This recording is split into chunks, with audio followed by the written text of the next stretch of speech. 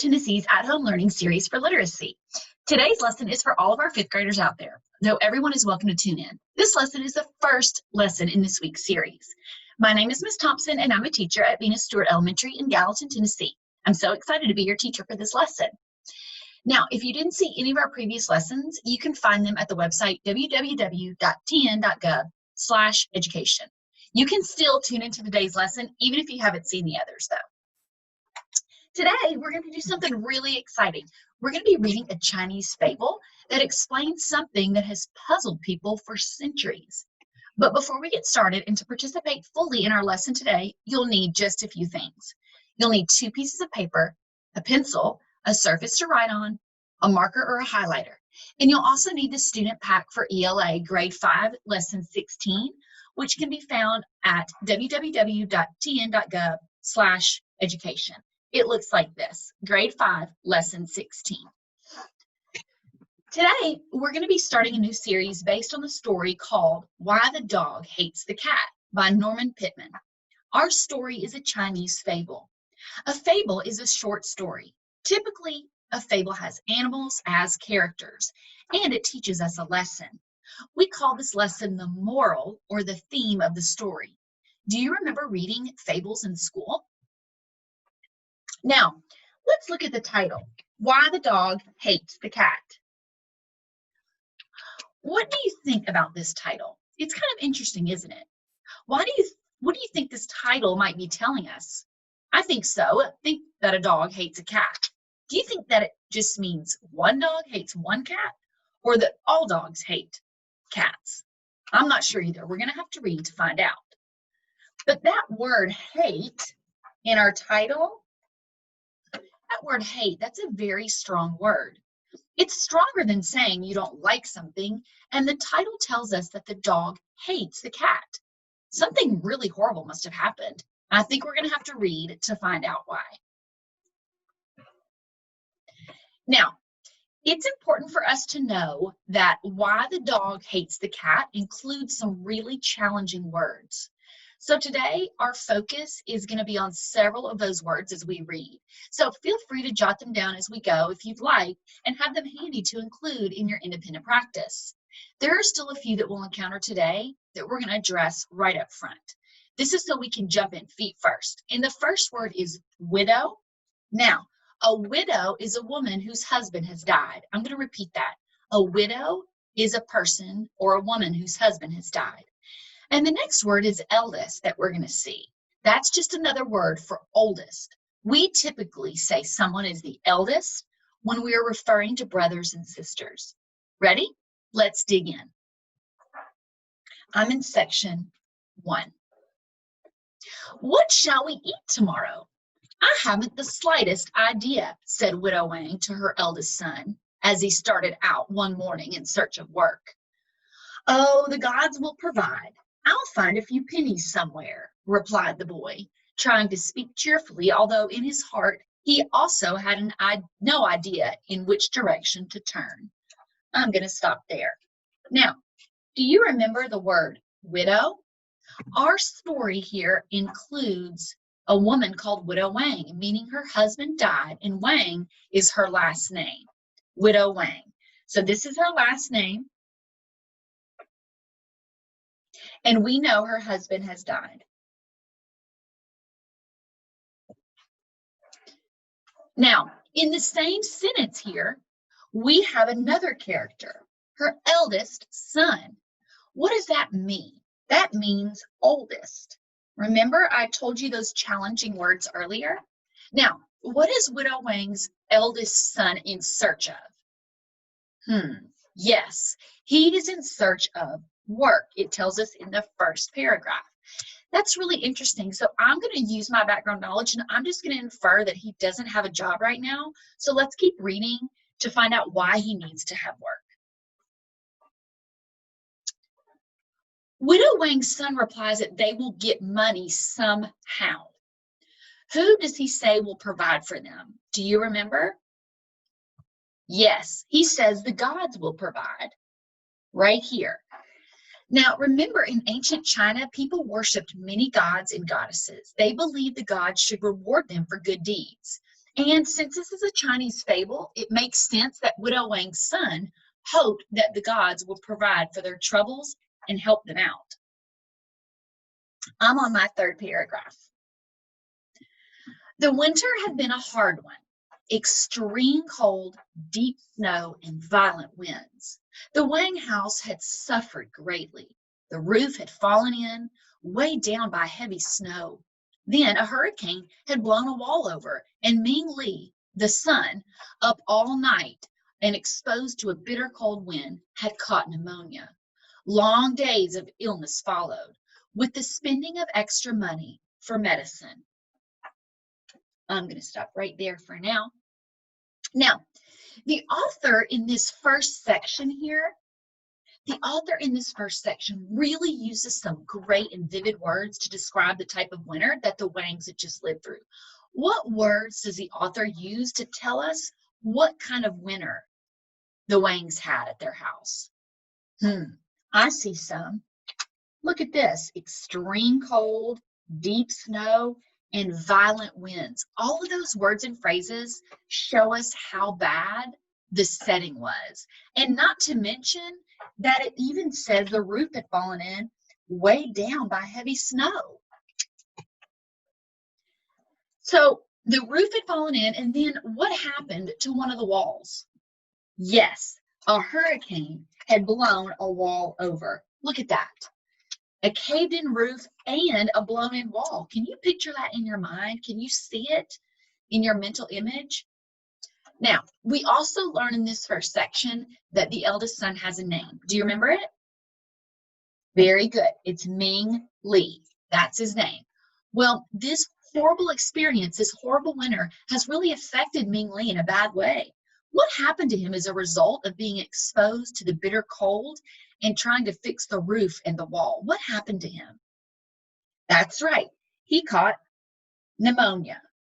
So we know the Wangs have had a really tough go at it. We actually read that long days of illness followed, with the spending of extra money for medicine. Look at that.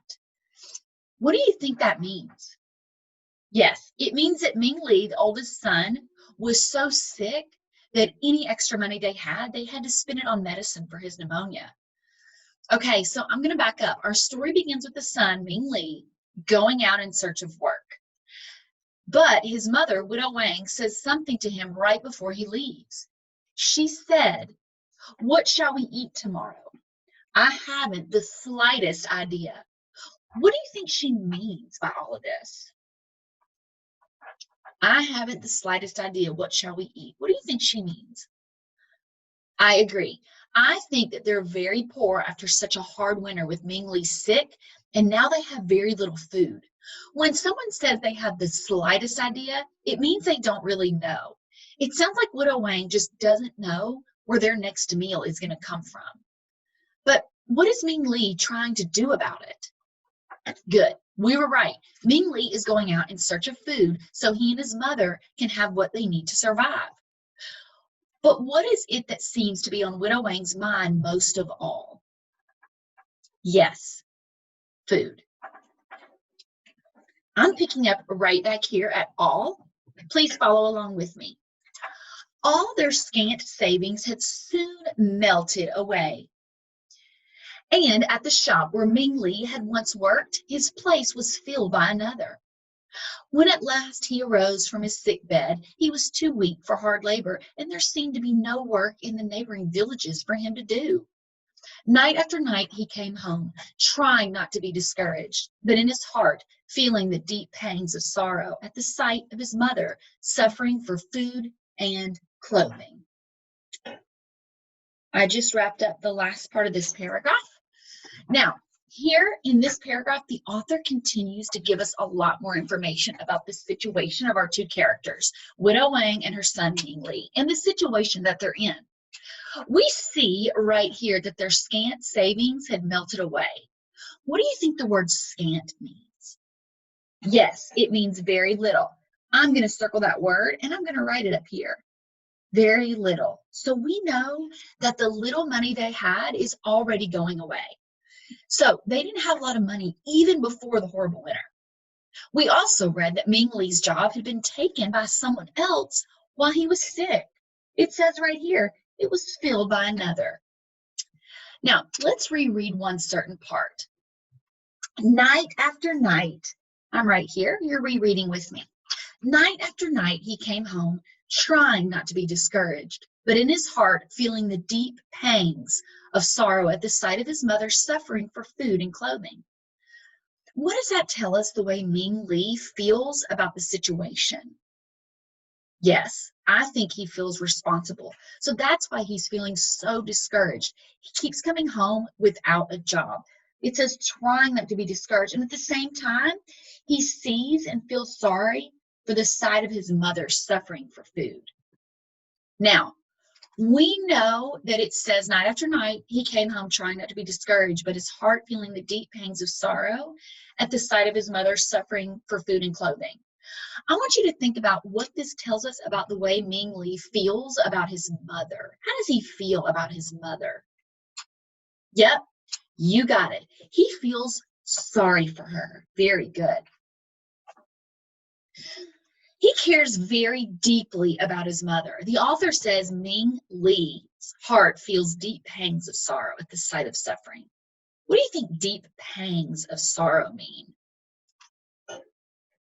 Yes, deep pangs. A pang is a sharp pain, and here it's connected with Ming Li's emotion. So he feels a really sharp pain of sadness when he sees how his mother is having to live. I'm going to write sadness at seeing his mom. Now, why is he so sad? He's so sad because he sees how she's living and he feels responsible for it.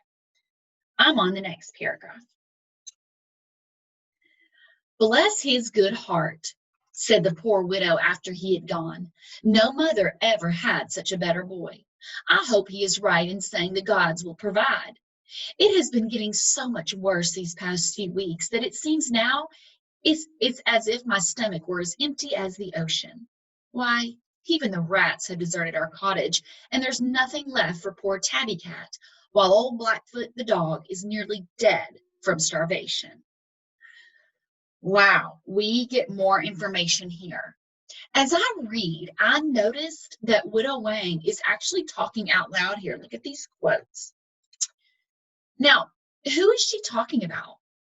Yes, she's talking about her son. She's saying really nice things about her son, Ming Li, but she still feels very worried. She says, I hope he's right in saying the gods will provide. It's been getting so much worse these past few weeks. It seems now as if my stomach were as empty as an ocean.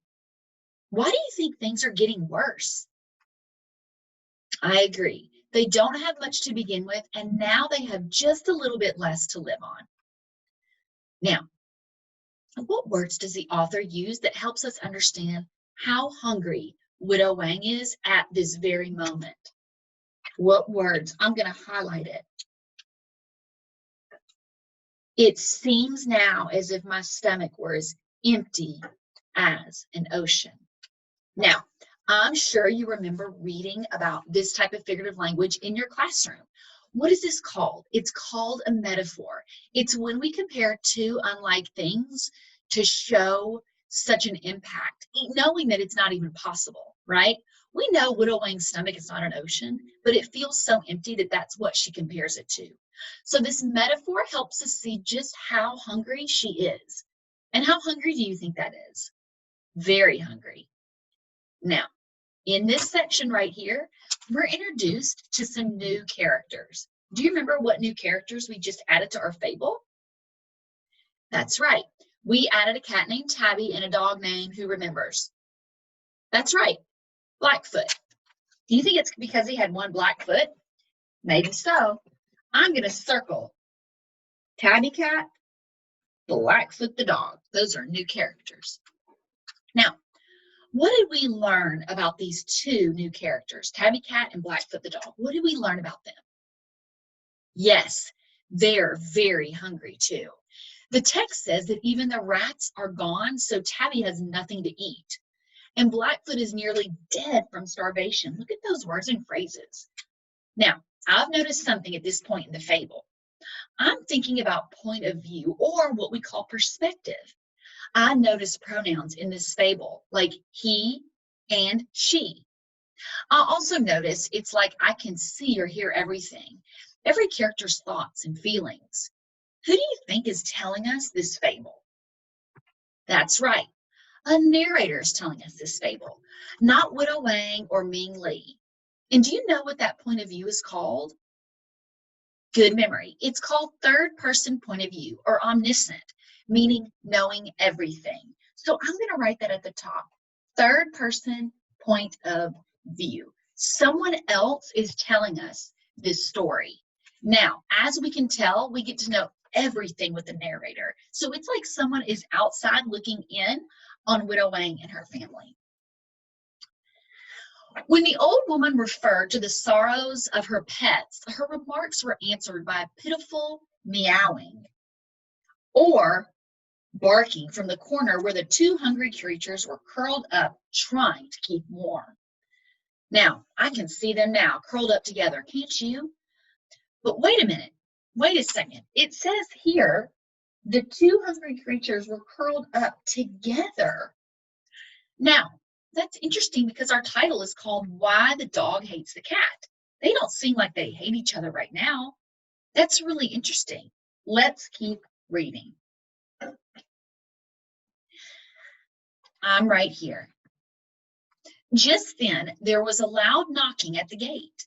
When the widow Wang came out, "Come in," she was surprised to see an old bald-headed monk standing in the doorway. "Sorry, we have nothing," she went on, feeling sure the visitor had come in search of food. "We have fed the scraps these 2 weeks on scraps and scrapings, and now we are living on the memories of what we used to have. Our cat was so fat then she couldn't climb the roof. Now look at her. You can hardly see her, she's so thin. No, I'm sorry, we can't help you, friend, but you see how it is." So, wow, here's a new character. And who is it? Yes, an old bald-headed monk came to Widow Wang's house. And what did she think that this monk was at the house for? Correct. She thought the monk was begging for food. And how did she describe their situation? She says to the monk, who she assumes or infers is coming to beg for food, she says to him, "Sorry, we have nothing." That's how she describes her situation. Let's reread this sentence really quickly. We have fed, I'm right here. Let's reread that. We have fed on scraps these 2 weeks, on scraps and scrapings, and now we're living on the memories of what we used to have. Why do you think the author included that sentence? Yes, it emphasizes how they've had to live on the smallest, teeniest, tiniest amounts of food. I like how Widow Wang says that they are now living with the memories of what they used to have. Wow, they must be really hungry if you're talking about the memories of the food you used to have. Speaking of hungry, let me ask you a question. How did Widow Wang describe her cat to the old monk? Yes, that's another way for her to clearly communicate that she has nothing to give him. Even her once fat cat is so skinny that you can hardly see her. I wonder what's going to happen next. Will the old monk just leave? Let's keep reading to find out. I'm right here. "I didn't come for food," cried the monk, looking at her kindly, "but only to see what I could do to help you. The gods have listened long to the prayers of your devoted son.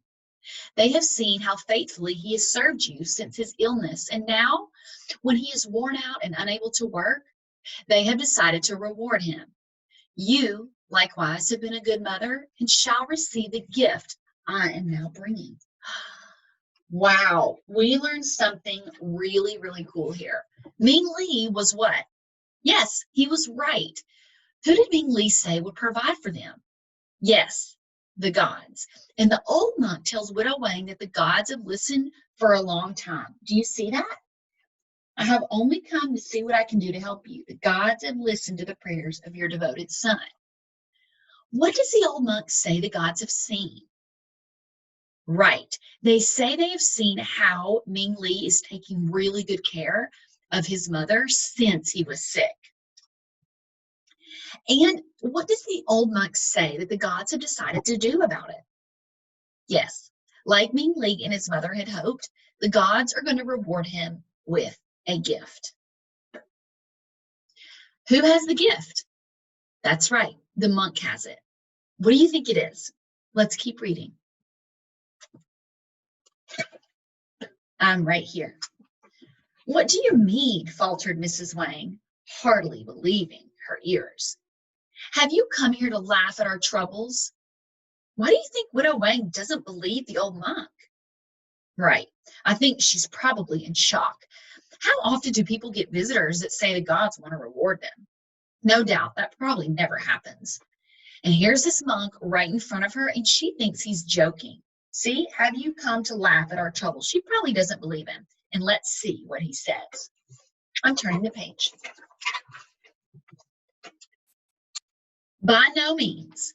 Here in my hand, I hold a tiny golden beetle, which you will find has a magic power greater than you've ever dreamed of. I will leave this precious thing to you. A what? A golden beetle that has magic powers? Can you see it in your mind? Tiny and glowing the palm of the old monk's hand? How cool is that? What do you think the monk means when he says, I will leave this precious thing with you? Precious thing. That's a really good word that the author uses. Right. I think he wants Widow Wang to know that the golden beetle is something very, very special. That's why he used the word precious. It's not just a regular golden beetle. It's not just a regular thing. It's a precious thing. What do you think will be Widow Wang's reaction? Let's find out. I'm right here. Yes, it will sell for a good sum, murmured the widow, looking closely at the beetle, and will give us rice for several days. Thanks, good monk, for your kindness. Hold on a minute.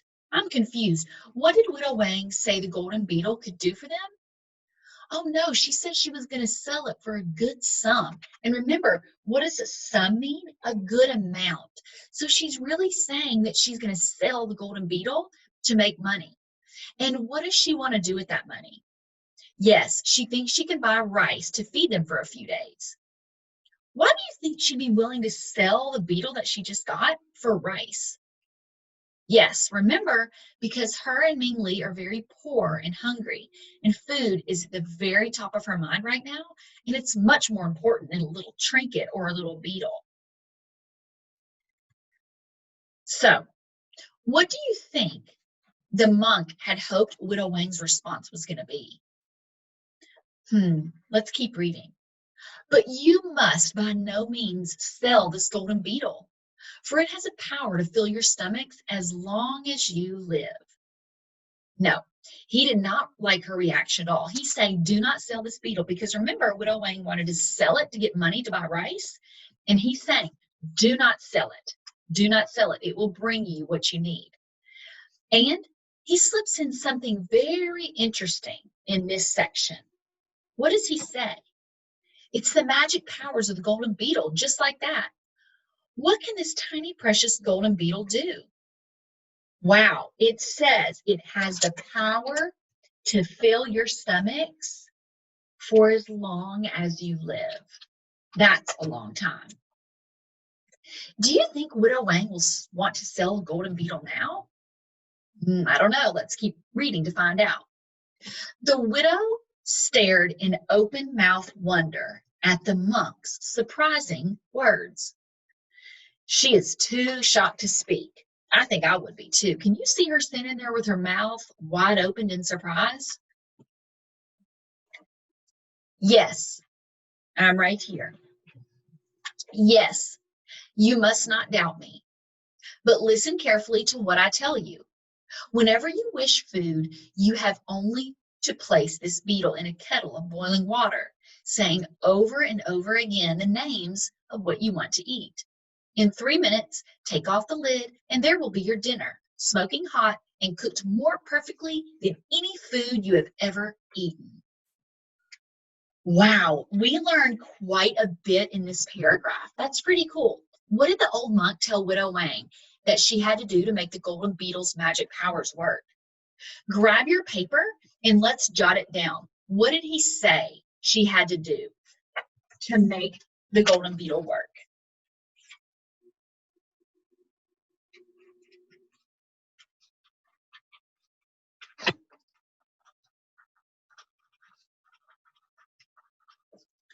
One, she had to put it in a pot of boiling water. Very good. What else? I want you to write this second thing. What else? Then she had to do something else. What was it? Write it on your own. What else did the monk tell her to do?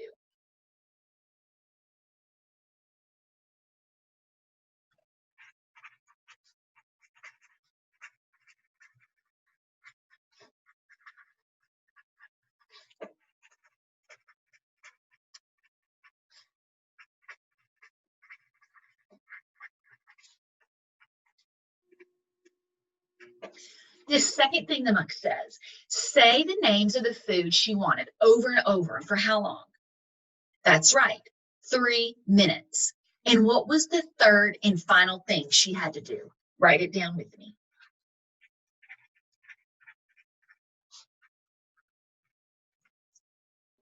I bet you got what I got. Take off the lid, right? Those are the three things the monk tells her. Say over and over the names of what you want in 3 minutes, take off the lid, and then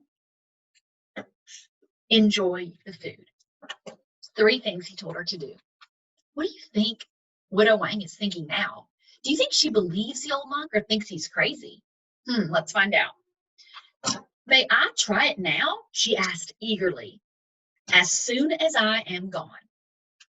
When the door was shut, the old woman hurriedly kindled a fire, boiled some water, and then dropped the golden beetle, repeating these words again and again. I'm right here. Dumplings, dumplings, come to me. I am as thin as can be. Dumplings, dumplings, smoking hot. Dumplings, dumplings, fill the pot. Would those 3 minutes never pass? Could the monk have told the truth? Her old head was nearly wild with excitement as clouds of steam rose from the kettle. Off came the lid. She could wait no longer. Oh, wow. So Widow Wang decided to give it a try. She actually did it. I believe she might have been thinking just a few things. One, maybe the monk wasn't crazy. Two, maybe he is telling the truth and the golden beetle could be the answer to all their problems. And three, maybe this could end my hunger and Ming Ling's hunger and even Tabby and Blackfoot's hunger too. So we get a lot of information here. Widow Wang is getting ready to cook up something really, really yummy. And what is it that she wants to eat? That's right, dumplings. If you've never had dumplings, it's just a little ball of dough that's usually boiled, like Widow Wang's, or fried, and they're really, really good. Sometimes people have chicken and dumplings. Widow Wang doesn't just chant dumplings, dumplings, dumplings for 3 minutes. What does she do instead here? What does she do instead? Yes, she makes it a little rhyme, right? It's like she wants the dumplings so desperately that she's talking to them. What words does the author use to help us see her desperation? Remember, she's desperate for food. And what does the author use? Yes, come to me. I am as thin can be. Why do you think Widow Wang feels like the 3 minutes will never pass? She says that right here, or the narrator says that right here. I agree. It's probably the longest 3 minutes of her life. Remember, she's desperate for food and she really wants to see if this is going to happen. So then we read, clouds of steam rose from the kettle and off came the lid. What do you think Widow Wang saw in the boiling pot? I know, the suspense is killing me, but we're going to stop and we're going to have to wait until our next lesson. Now, let's take a few minutes to put our brains together and get you ready for your independent practice. I'm going to ask you a few important questions, so go ahead and grab your paper and get ready. Question number one, what is the problem in why the dog hates the cat? That's right. Widow Wang, her son, Ming Li, and their two pets, Tabby Cat and Blackfoot the dog, are very poor and hungry. So now we've established the problem in this fable. Widow Wang, Ming Li, and the two animals are very, very hungry. That's the problem. Now, here's your next question. What led up to that problem? What led up to that problem? Yes, very good. A horrible winter led to a caved-in roof, a tumble-down wall, and a very sick Ming Li. He had pneumonia, and his medicine was very, very expensive, and they used all their money for that. This also meant that he was now out of work, and he and his mother had no money to buy the things they needed, including food. What, in the eyes of Widow Wang, might be a solution to their problem? Remember, we've established the problem. We've talked about what led up to the problem. What does Widow Wang think is going to be a solution? Yes, Widow Wang is surprised by a visit from an old monk, and thinking that he's there to beg for food, finds that in fact, he's bringing her a gift from the gods, a magic beetle that can make any food they want. Do we know if this solution is going to work? We sure don't, but we'll find out in our next lesson. Now, let's take a moment to chart out the characters in our fable up to this point. This will help us as we continue to read in our upcoming lessons. And who knows, maybe we'll add others along the way.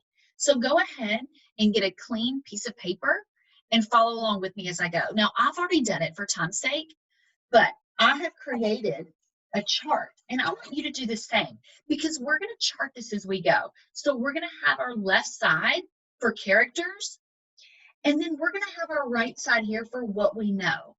And remember, as we keep doing our lessons throughout this week, guys, what we're going to do is we're going to add our characters and then add what we know using text evidence from our fable. So go ahead and make your chart like mine. I'll give you a few minutes. Now, in your chart, you're going to want to write characters and what we know. See mine? Do your chart just like that. Now, we're going to fill it in as we go. We have learned quite a few characters. So go ahead and pause the video if you need to get this down, and let's start filling it in. And again, for time's sake, I have already filled mine in before we started our lesson.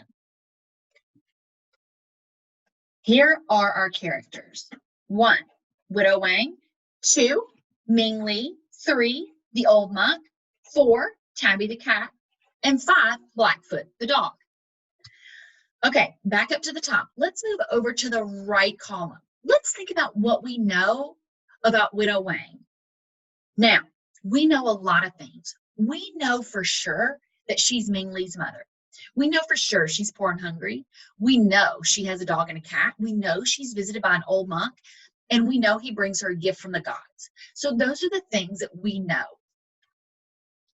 Now, there's so much more. What else do we know? We know how she felt about Ming Li. We also know how she felt about the old monk's visit. We even know that she was thinking of what she did. I want you to add that information to your chart in just a moment, but I want to show you what I did. So remember, we've charted our characters and what we know, and I'm doing this one for you. You'll do the rest on your own. And I put in what I know about Widow Wang based on our fable and text evidence. Now, I want you to add this information to your chart in just a moment. Let's look at our independent practice for today, and it will all make complete sense. Now, here is your independent practice. Remember, why the dog hates the cat is told from a third person or omniscient point of view, meaning the narrator knows everything. The narrator knows all of it. When you read the story told from this point of view, you're looking through the eyes of the narrator, so you know everything. It's like he's on the outside looking in. Now, I want you to do this. I want you to complete the remaining sections of your character chart by filling in what we know, the what we know column with everything you know about each of these characters.